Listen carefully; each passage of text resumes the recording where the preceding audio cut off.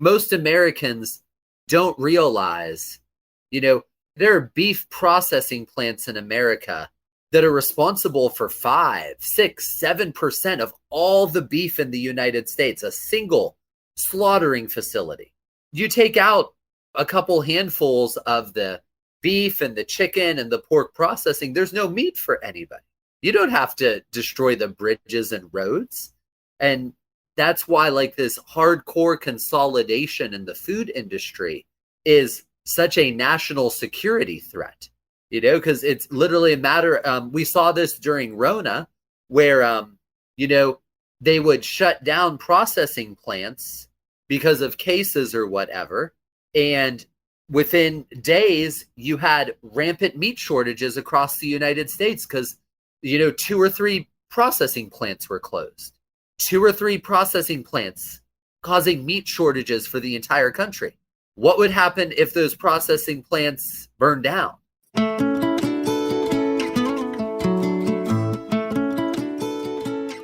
From the Weston A. Price Foundation, welcome to the Wise Traditions podcast for wise traditions in food, farming, and the healing arts.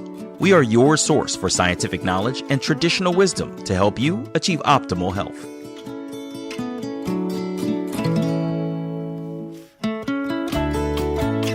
Hey, Hilda here. There's talk of food shortages in the months ahead. What can we do about it? How can we find local, nourishing food? This is episode 375, and our guest today is John Moody. John is a well-known food grower, researcher, and author, appearing at conferences around the country and helping people improve their lives, land, and health. Today, John explains what a food club is, why he started one years ago, and what a great resource it is for many, many people that they're simply unaware of. He explains what characterizes them and the pros and cons of the club. He lets us know how to get one started and what the drawbacks might be. This is the first in our local food track. We are going to do a series on this podcast to offer a variety of ideas on how to source the best food possible in your area. Before we dive into the conversation, I want to invite you to the Lunch Leader Training Academy run by my good friend, Hillary Boynton. She is the woman behind the School of Lunch Training Academy and the School of Lunch podcast. She is amazing, a whirlwind of energy and know-how.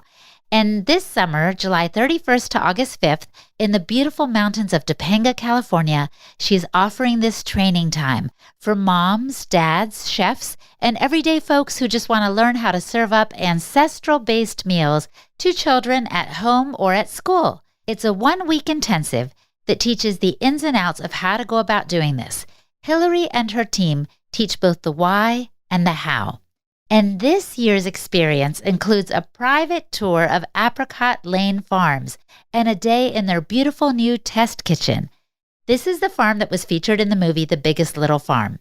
So sign up today at schooloflunch.com for this training. Again, it's July 31st to August 5th, where you'll learn about ancestral wisdom, connecting to nature, and traditional wise tradition-style cooking at the School of Lunch Training Academy. Hillary, by the way, is a mother of 5 whose life was changed by the Weston A. Price Foundation, and she has been serving real food and lots of love for a number of years at her kids' school in Topanga, California. And this fall, School of Lunch is expanding and launching a second school lunch program west of Austin, Texas. Again, go to schooloflunch.com for more information and to sign up for the Training Academy. You will connect with the beautiful School of Lunch community and be empowered and inspired to nourish your family and your community in brand new ways. And Abundance Plus. A lot has changed recently. Walking around the grocery store, there are more empty shelves. The recent food shortage is described as a slow-moving disaster. That is a pretty grim outlook. However, that does not have to be your story. Take control of your situation. You have the ability to move from shortage to abundance. At Abundance Plus, you can homestead, and they are here to help. The team offers the inspiration to get you growing and the know-how to get you there and the community to keep you there. Begin your homesteading journey right where you're at. Justin Rhodes and his team offer inspiration through the Netflix-style docuseries vlogs that are ad-free, and exclusive contributor content from the leading experts in homesteading. There are also masterclasses, a fantastic learning library, and full courses from the leading experts in homesteading. But don't just take my word for it.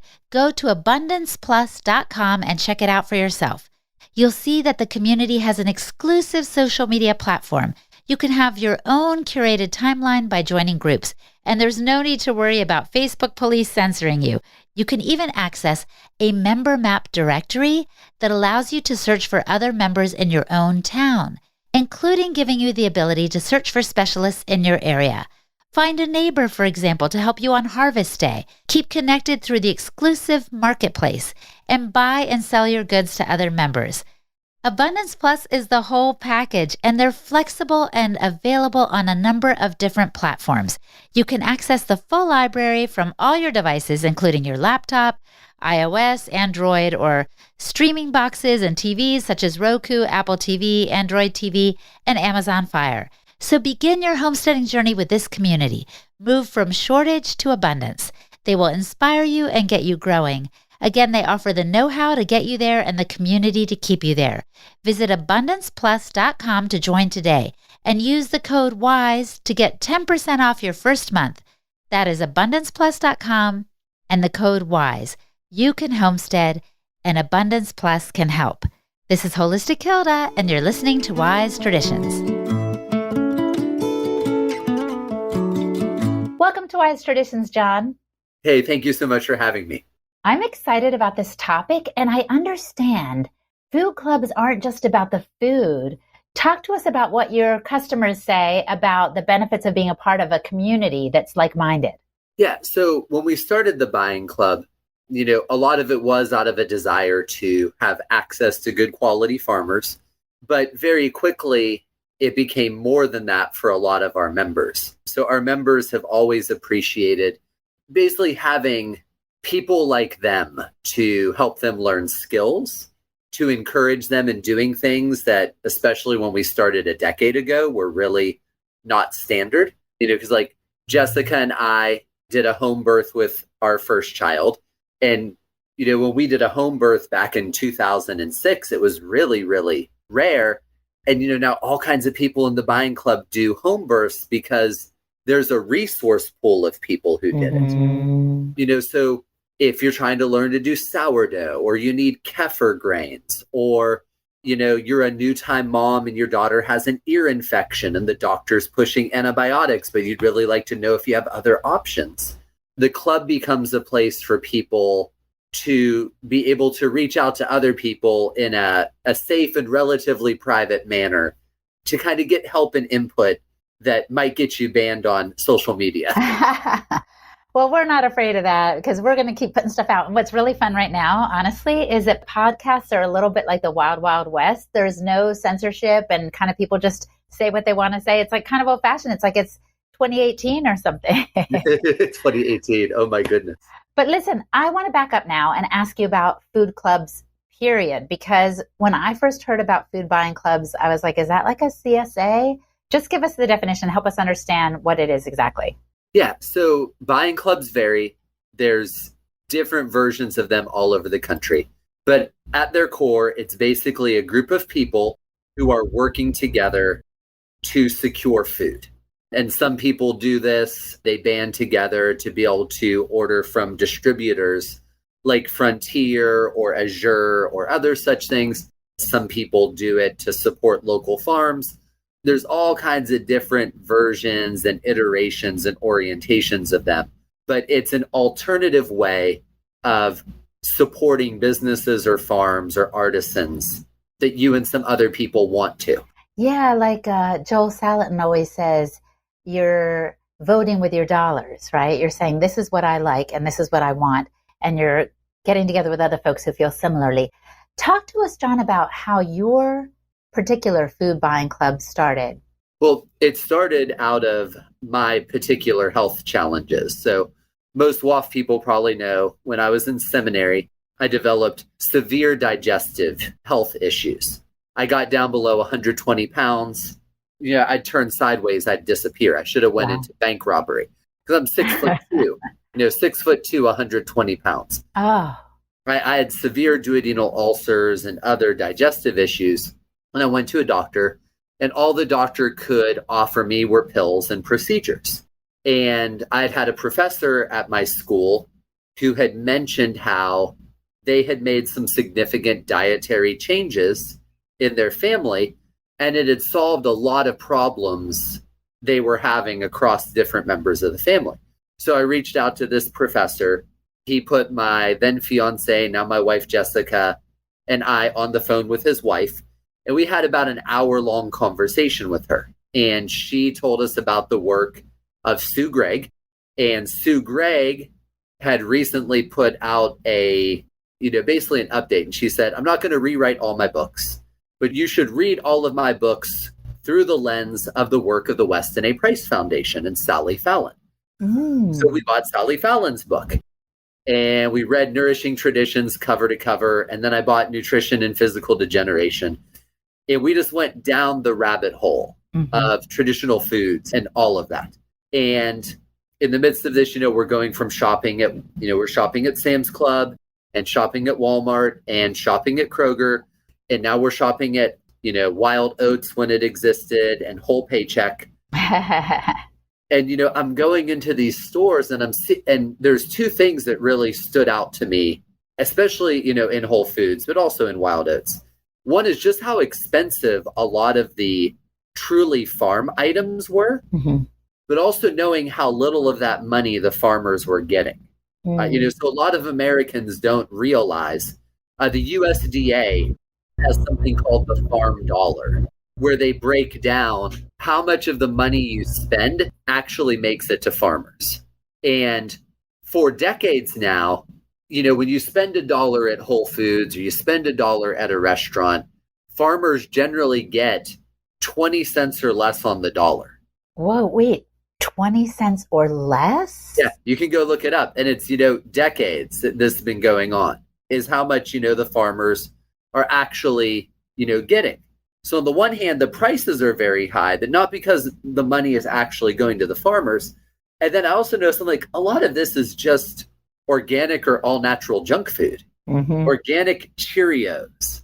And I was just like, it's still not food. Yeah.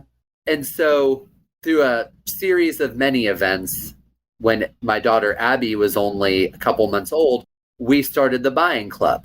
The other thing is, and then we started, we're going to a farmer's market and we're doing a CSA, and now we're getting raw milk.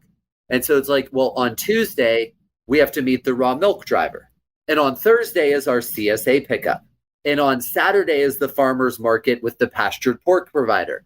And then we still have to go to, and I'm just like, this is expensive, but it's also not tenable to have to spend half of your week just getting food for your family.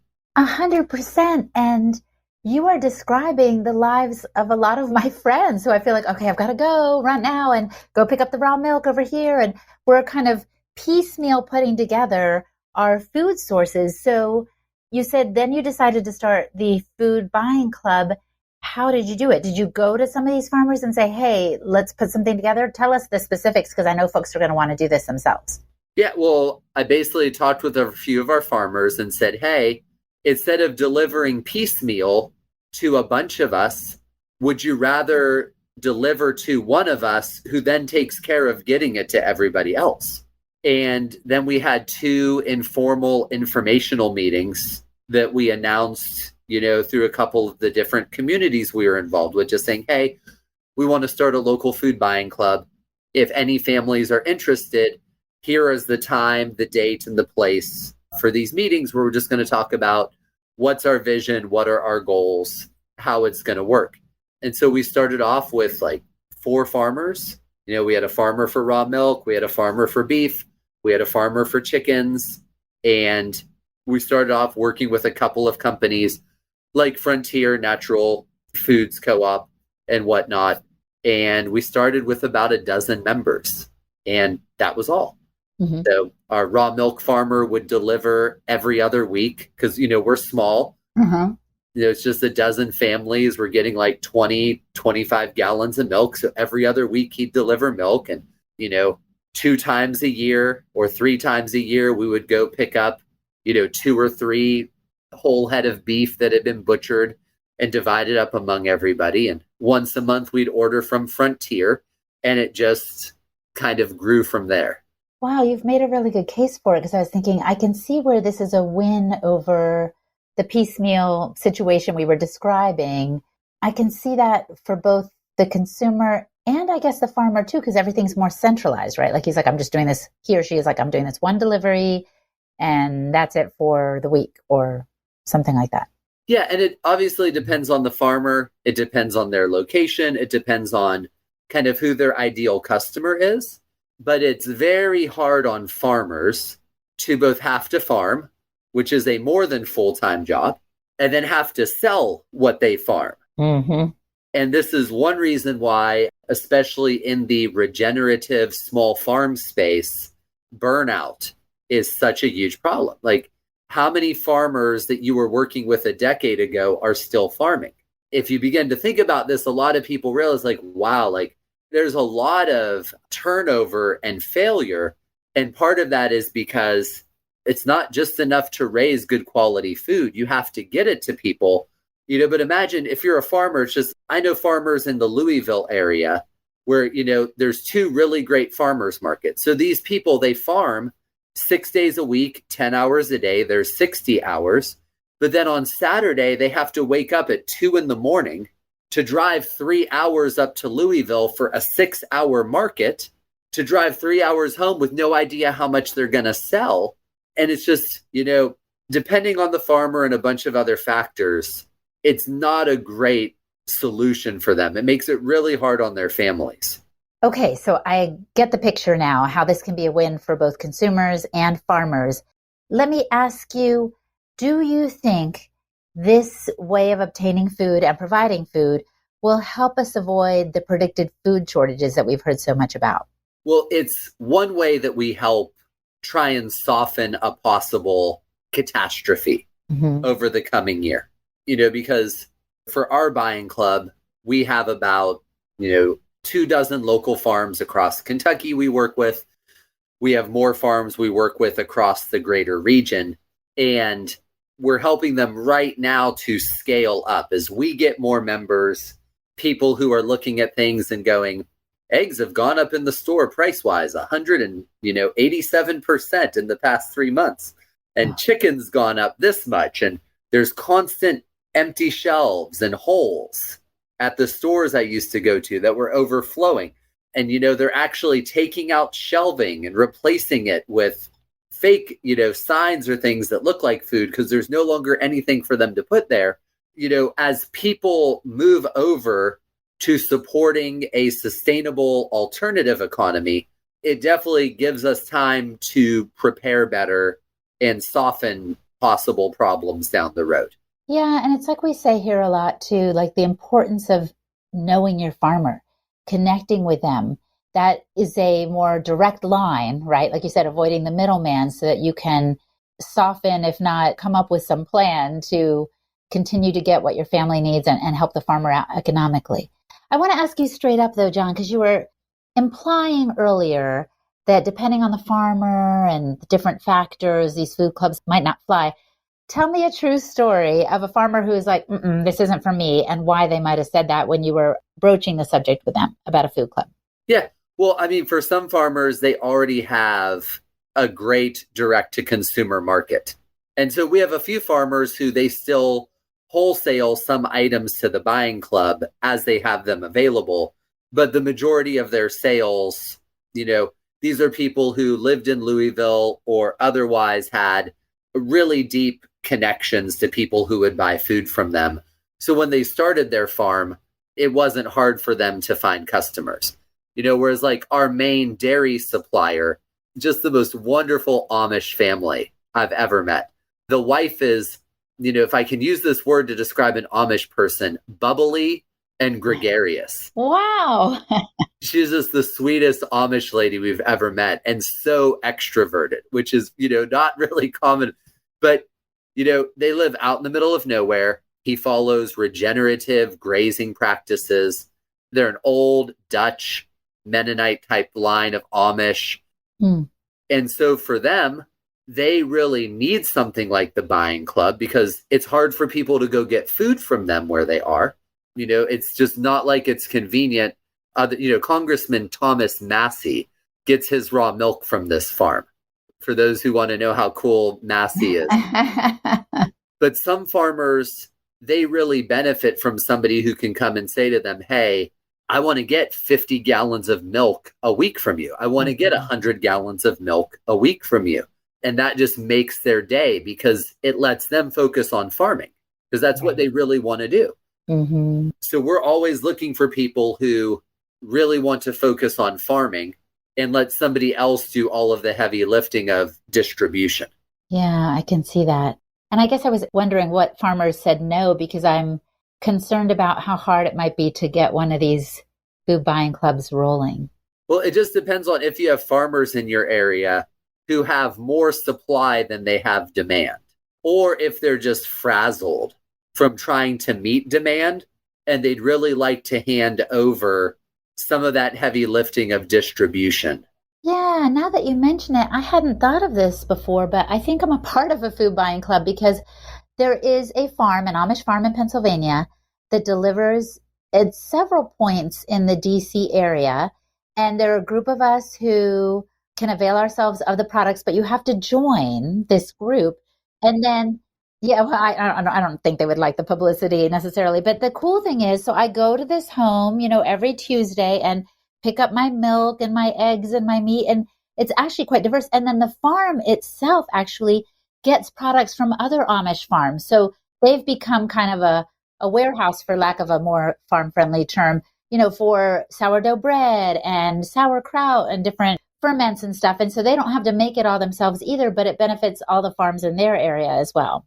Exactly. And it's such a beautiful model because with soaring gas prices and so much else, there's a lot wrong with the industrial food system.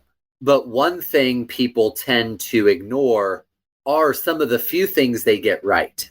And an efficiency in handling distribution that's driven by a certain amount of volume is one of the things they absolutely get right. It's just like a vehicle and a driver basically costs the same to drive and run if it's half full or if it's loaded down to the gilt. Mm-hmm.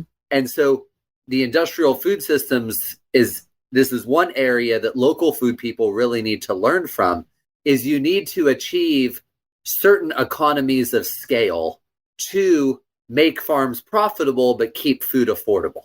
You're right. That's one reason people appreciate grocery stores. Like I can swing by anytime, the convenience, the efficiency. I know they'll have stuff in stock and it'll probably be on sale. And with a food club and other situations, it's different. I know I'm making an investment in my health and my family's health when I pay more, and it's also going more directly to the farmer. But that's not an easy flip for some people, I think. Yeah. Well, and it was the transition for us. And, we have some members of our buying club, they probably get 70, 80% of their food from the buying club. And we have some members who get 30% of their food from the buying club. But every dollar that gets moved over is a dollar that, is changing the food system and the ecosystem that we operate in. 100%. And so we're always trying to do better on our end to make it more viable, to capture more of our members' food spending and to help our local farmers. So are you a producer or the liaison in your case right now? Well, we were living in Louisville when we started the club. So all I did was, all of the logistics and distribution. And then in 2009, I believe, because one of the challenges when we started our food club is when I first started looking for farmers, I'd go to the farmer's market and I'd talk to farmers. And I'd be like, hey, are these apples sprayed with anything?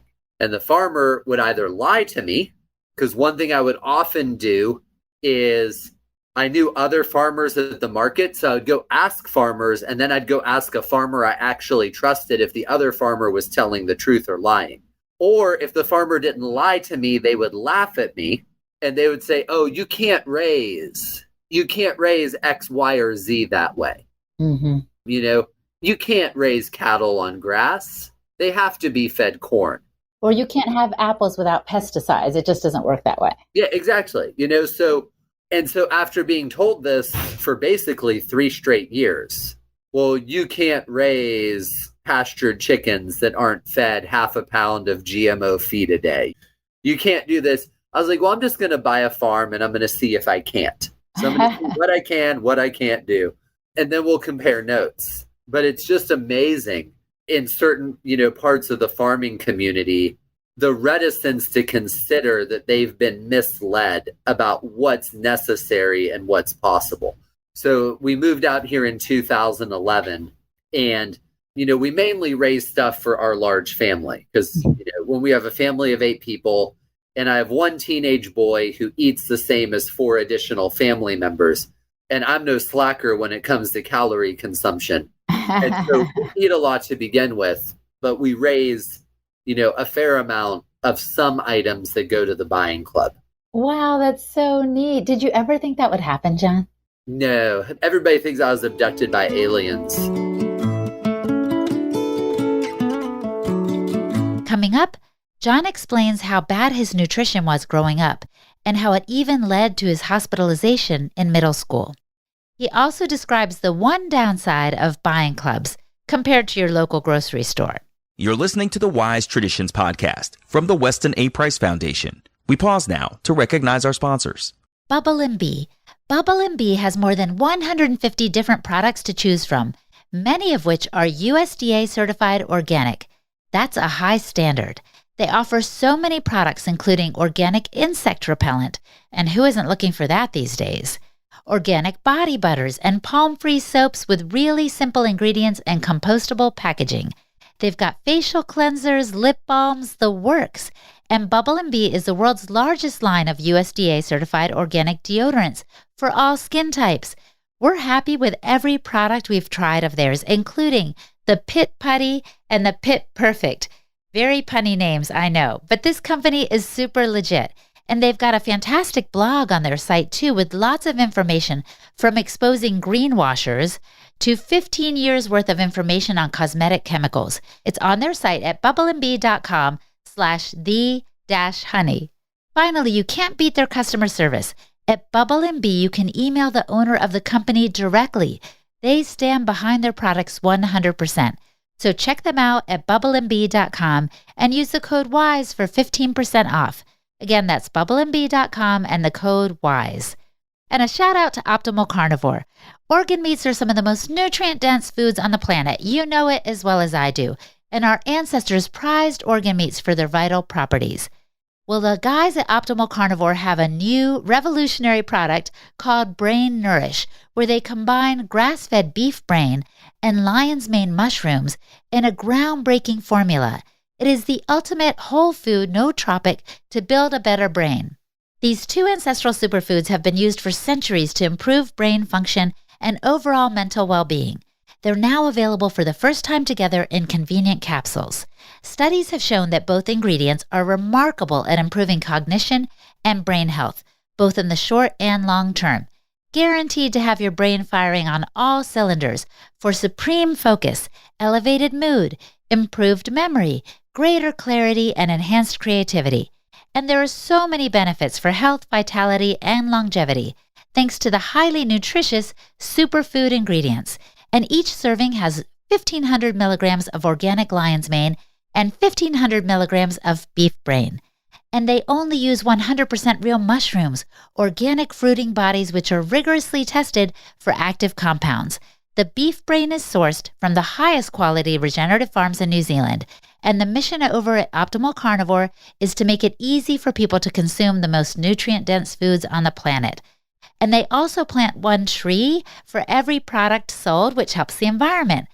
So check them out. They have a grass-fed organ complex that contains 9 organs, a grass-fed liver product, and the new Brain Nourish. Go to amazon.com/optimalcarnivore and use the code WESTON10 to receive 10% off all products. Again, that's amazon.com/optimalcarnivore and the code WESTON10. This is Holistic Hilda, and you're listening to Wise Traditions.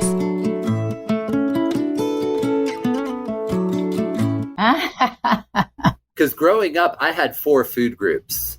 I had, I ate Cheerios or other sugary breakfast cereal that I actually would pour extra white sugar on. I ate Chips Ahoy cookies by the entire sleeve. I just had, my childhood diet would make the standard American diet look like something to envy. It was beyond horrible.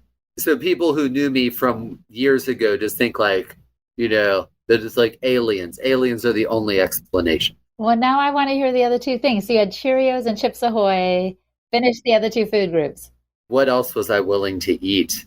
It was just all junk food. Probably I was willing to eat chips and, Girl Scout cookies, Thin Mints. My childhood diet, I was so unhealthy. I believe it was in 7th grade. I ended up hospitalized with anemia. That's how bad my diet was. Oh my gosh.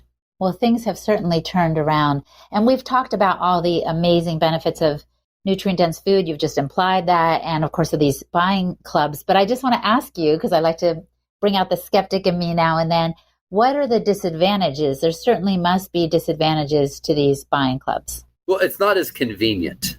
It's the hardest thing to get people to opt out of the industrial food system. Is America's greatest addiction is to comfort and convenience. So Francis Schaeffer, who's an author I really like, he talked about this back in the 1970s. Somebody asked him, what is the great problem with Westerners, especially American Westerners? And he goes, they're just, they're so addicted to comfort and pleasure. And they don't even realize they view it as freedom, but it's actually a type of enslavement. They're enslaved to ease. Mm-hmm. It's just so like, again, in Louisville, there's probably 20 Krogers. Every single one is open 24 hours a day. If I want an avocado at 11:15 on Thursday night, there's a 93% chance I can go get an avocado, no matter how kind of like historically ridiculous that is. Or a pineapple. And so that's really the biggest drawback is, our buying club, when we were small, we just had 1 day a week of pickup because that's what made sense schedule-wise to set aside. Right. Now that we're larger, we have 3 pickup windows, but our 3 pickup windows still only tally 12 hours. That's 1/14 of the number of hours in a week, whereas Kroger covers 100% of the hours in a week. Right. Some people have to drive to our buying club. They're 30 minutes, 40 minutes away. A Kroger or a Walmart, probably no more than 7 minutes from every single member's house. Wow. But again, the people who understand the importance of real nutrient-dense food are willing to go literally the extra mile and take the extra time. You and I know it, and I know you know it also from your history with raw milk, that people will even go to another state to get their raw milk sometimes. And I'm blown away by that dedication. And so I know that even though this is a drawback, those who know how life and health saving this is will go to that trouble. Yeah. And the big thing we've worked on is knowing that this is a challenge. What can we do to mitigate it? So if you're starting a buying club, for instance, where you locate the club is often an overlooked issue because there's definitely going to be better places to have a club in your area and worse places in terms of access and the type of people who'd want to be part of a club and having to fight So some of that stuff are considerations you really need to wade through if you want to do a food buying club. And just to clarify for the listener, our food buying club, the drop-off points are particular homes that have freezers and refrigerators in their garage that they're willing to leave open. So it's not that we've got a third-party location from which we pick up our things. So that's important to know. What you might just need a willing homeowner who has the storage space to hold on to things until people pick them up. Yeah. The only challenge with doing it out of people's homes is just not annoying neighbors to where the neighbors report you. Because I've known probably 3 or 4 clubs now over the past decade. Our club, the reason we eventually ended up it started in our apartment, but we got up to about 30 members, and that eventually began to irritate, neighbors. And so the landlord eventually was like, hey, you can't do this anymore. People traipsing up the steps to your apartment with a secret knock. And so, you could do it out of a house at first and stuff. But if you reach any moderate number of members, unless you have really great neighbors, it becomes a risk of, the whatever local neighbor would love to be the president of the homeowners association calling and causing trouble. Oh my gosh. Hey, well, let me ask you, even despite these little drawbacks, obviously we think the advantages outweigh the disadvantages. Do you think food buying clubs are trending right now, John? Oh, yeah. Well, what's really trending right now is alternatives to dependence on the industrial agricultural system. And, it's a discussion for a different day about the millions of mysterious animal deaths over the past few months, the burning down of all sorts of industrial agricultural infrastructure. Pete Kennedy and I have talked about this, but if you really wanted to cripple the United States, you wouldn't have to wage a war on most of the nation. If you took out basically 24 of the meat processing plants, the key meat processing plants in the country, you'd bring the nation to its knees. Most Americans don't realize, there are beef processing plants in America that are responsible for 5, 6, 7% of all the beef in the United States, a single slaughtering facility. You take out a couple handfuls of the beef and the chicken and the pork processing, there's no meat for anybody. You don't have to destroy the bridges and roads. And that's why this hardcore consolidation in the food industry is such a national security threat, because it's literally a matter. We saw this during Rona where, they would shut down processing plants because of cases or whatever. And within days, you had rampant meat shortages across the United States because, 2 or 3 processing plants were closed. 2 or 3 processing plants causing meat shortages for the entire country. What would happen if those processing plants burned down? Because, it was just a matter of waiting out the workers testing clean or whatever. Mm-hmm. And of course, those of us who were connected to our farmers, myself included in my own little buying club, didn't even notice because we weren't looking for meat on the grocery market shelves. We were getting it from our buying club. So that's an amazing way to work around this single point of failure issue. Well, this has been fascinating, John. I hate to let you go, but I know we're going to actually include this in a series that we're doing on self-sustainability to indeed help people be less vulnerable should there be more crises down the line that affect our food. And so in light of that, I want to ask you just a couple more questions. One is, do you have any other advice for people who want to become more independent and opt out of this fragile system? Yeah, well, when we moved out to our land, one of the reasons we did it was looking at, the way the modern economy and lifestyle is built. And it's built around dependence on ever less reliable systems. So they are calling for this summer, and it's already started in some places, rolling power outages. And obviously you saw the debacle in Texas a couple years ago. Mm-hmm. But I think up in Ohio, there's all these news reports that they had brownouts this past week during the high temperatures. Mm. And so when we moved out here, the very first thing I put in our house, we didn't have a kitchen at the time. And I looked at Jessica and I said, hey, we can wash dishes in a bathtub, but I can't keep you all warm with a bathtub.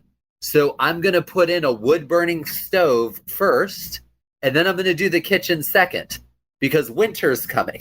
Mm-hmm. And if we lose power, we're all going to freeze to death if we stay here. And so, I just encourage people, you want to constantly be building a life of resilience rather than dependence.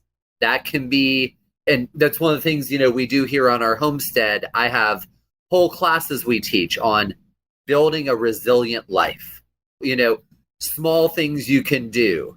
You start small and then you continue to build. But it might be, again, a lot of this is very dependent on where you live. It might be putting in some rain catchment. It might be putting in a wood stove. It might be getting some backyard chickens. It might be putting in a root cellar. It might be putting in a little greenhouse. But there are thousands of options in this Choose Your Own Adventure book, building a resilient life. And you just got to start somewhere and begin to go through that adventure with you and yours. And there's just so many options. Learning basic medical skills. So we have very full medical kits that let me generally take care of cuts and wounds. And, there's so many areas you can acquire skills in that make you less dependent upon an ever less dependable system. Oh, such a good word. And do you offer any of these courses virtually, by the way? I'm going to record some of them this year because I've had so many requests to record some of the classes. So I always like when people get to come in person because it's hard to replace the tactile touch interaction with people. But at the same time, with gas trending towards $6, people are just record it for me, and then I'll ask you questions in a follow-up Zoom that you can do with the virtual participants. All right. Well, that's encouraging. Not the $6 gas trending, but the other bit is encouraging. So, John, now I want to pose to you the question I like to pose here at the end. If the listener could just do one thing to improve their health, what would you recommend that they do? Oh, I think for most people, it's get off of social media and other things. And, obviously people are like, what a hypocrite. You posted yesterday. And by get off social media, I mean, limit and use social media well. Be a master of social media and other media rather than a slave. Wonderful words to end on. I really am so grateful for this conversation. Thanks so much, John. Our guest today was John Moody. Visit his websites, roguefoodconference.com and johnwmoody.com for more information and resources. And I'm Hilda Labrada-Gore, the host and producer of this podcast for the Weston A. Price Foundation. You can find me at holistichilda.com. And for the transcript for this podcast episode, visit our website, westonaprice.org, and click on the podcast page. And now for a recent review from Apple Podcasts. This woman said, so grateful. My daughter-in-law told me about your podcast about 2 weeks ago, and I've been binge listening ever since. So much wisdom, interesting topics and ideas that are challenging the way I thought the world was, along with unapologetic truth in each episode. I'm hooked and telling others about this resource. This makes us so happy. Thank you so much for your review. Please feel free to review us as well. Just go to Apple Podcasts, click on ratings and reviews, and give us as many stars as you like, and tell us why you like the show. And that's it for now, my friend. Thank you so much for listening. Remember that all shall be well, and all shall be well, and all manner of things shall be well. On behalf of the Weston A. Price Foundation, thanks for listening. We have many free resources to support you on your health journey. Visit westonaprice.org to find podcasts, articles, videos, and more. You can also find a local chapter near you for help in finding sources of great food. We invite you to support the Foundation's mission of education, research, and activism by becoming a member. Thanks again, and take care. Wise Traditions is a project of the Weston A. Price Foundation for wise traditions in food, farming, and the healing arts. The content on this podcast is provided for informational purposes only and is not intended to substitute for the advice provided by your doctor or other healthcare professional. It is not intended to be, nor does it constitute healthcare or medical advice.